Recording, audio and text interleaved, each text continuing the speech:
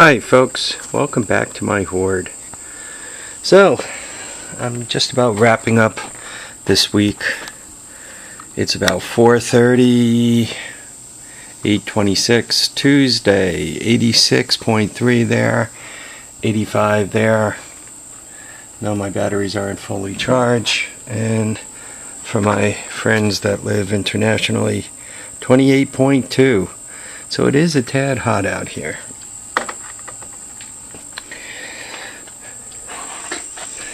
You know, every pyramid was built one block at a time. The Great Wall of China was built one rock at a time.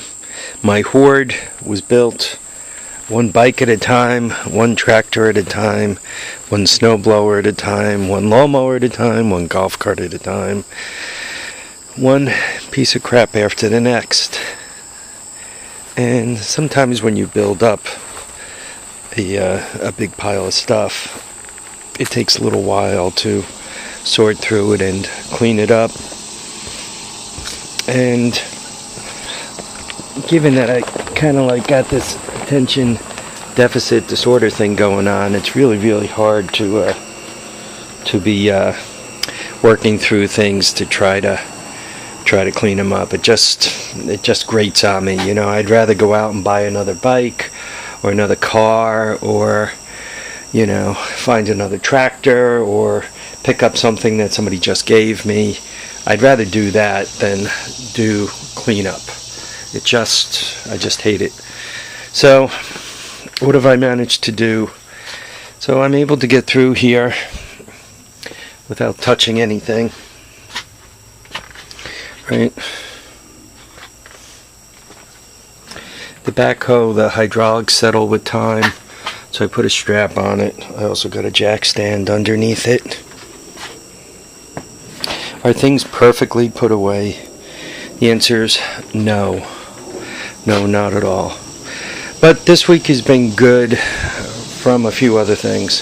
First of all, I managed to get the backhoe moved over here, and I've managed to clean this area up somewhat. I've also discovered that I have quite a hoard of snowblowers.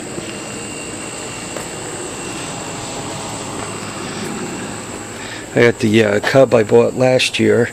There's an old Toro underneath this table affair, and in the back is the Jacobson. So there's three right here. Going out to the driveway, there's this monster Sears 10 horse 32 inch guy, and then there's two Hondas. There's an old beast here, so 1, 2, 3, 4, and I think there's two more, so 5 or 6 right here in the driveway, plus that Sears we're always passing up here. You can see the handles for it. Obviously, I need to go through my snowblower hoard, decide what I'm keeping, and decide what I'm getting rid of. But if you don't go through your stuff once in a while, you never discover those things. So, there we are. This was also a good week because I got the Cushman fired up again. She starts on her own, she moves, she drives, she does everything she's supposed to do. The brakes even work. My found lawnmower here. I found it, I got it started, the drive works. I'm probably gonna hang a gas tank here, you know, feed down to the carburetor. Carburetor feels like it can use a cleaning. It does run on choke, so I might get away with just running seafoam through it. You know, fill it up with gas, give it a heavy dose of seafoam. A lot of times that'll clean up one of those carburetors without having to tear it all apart. So went through my extension cords. They're all stacked up here and here. Plastic. It appears as if I'm drowning in this crap also. To get this thing out, this rolls like it did before. This is just loose. I just put stuff on here to kind of sort it for the time being. Discovered that I got this jug fetish. I need to I got them all empty. Now it's just a matter of crushing them down and getting them into the garbage. They'll go out in next week's garbage. Went through this trailer. You guys remember there were a couple of engines on here and a compressor and this quasi-solar gig. Anyway, I went through all that next week. That guy and that guy. And I'm debating whether to put the Kawasaki on there or not. The three of those are going to get on this trailer and they're going to live out in the barn with the Ranger pickup truck. Why? Those Kawasaki's aren't quite too worthless to me. They're getting there, but they're not quite there yet. But what I cannot have is I can't have them taking up this prime real estate. I need to put them in a better place. So out to the barn they will go. It's been interesting cleaning up. I found tools that have been kind of hiding for a while. Found some interesting, dangerous stuff, like this extension cord. It's a standard 4-box cord, 4-outlet cord.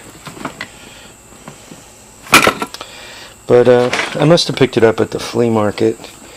But check out the wiring. I guess you put one leg of 110, the second leg of 110, and neutral and ground. I gotta tell you folks, don't do this. God forbid, first of all, if these were GFIs, when you hook neutral and ground together like that, GFI would continue to pop. Secondly, God forbid you lose this leg, now you got a box with a pair of floating 110s on there. So, yeah, I must have bought it because I wanted the clamps and I wanted the 4-gang box with the extension cord. They look like nice outlets too. So anyway, but yeah, don't do this. That's the kind of stuff that gets people juiced.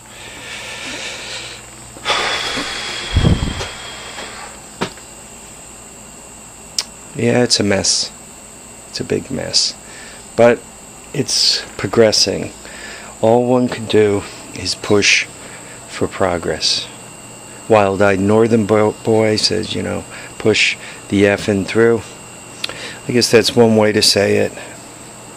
Prefer more of a gentle approach. Just make some progress, a little bit every day.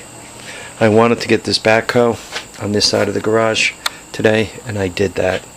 So, it fits. The door opens and closes without catching anything. It's here. Now it's just a matter of making it better.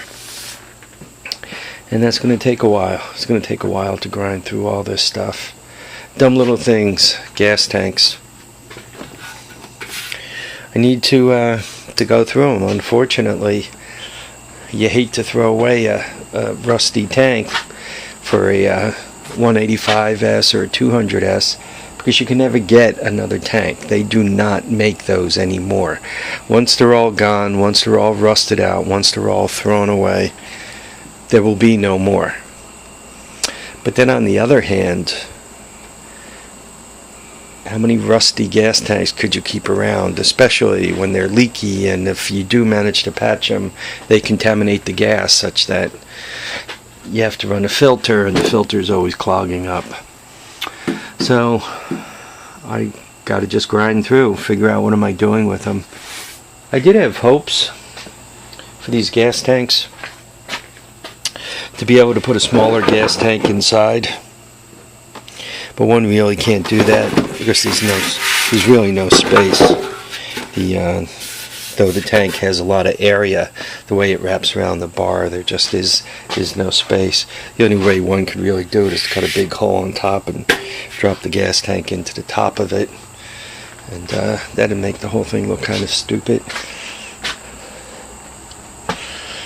So, once again, this week, I got the Cushman running. I got this thing moved over. I made some more progress cleaning up the shelves, getting rid of jugs, the cabinets.